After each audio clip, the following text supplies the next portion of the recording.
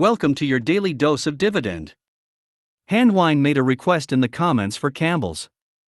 Thank you, Handwine, for the suggestion. Let's take a look.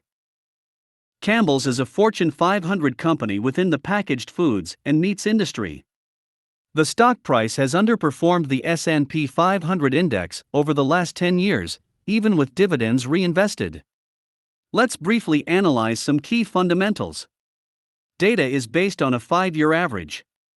Sales growth, 1.3%.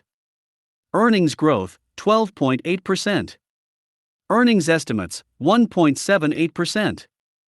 Return on capital, 11.75%. Debt to free cash flow, 5.48 years. Share buybacks, no. Now for some dividend metrics. Dividend yield, 3.49%. Payout ratio, 54.81%. Growth rate, 2.25%. Growth years, 3 years. That gives Campbell's 3 out of 10 points. Ouch, that's a terrible score. You might want to re-evaluate Campbell's as a holding for your dividend portfolio. Based on historical multiples and future estimates, Campbell's is fairly valued.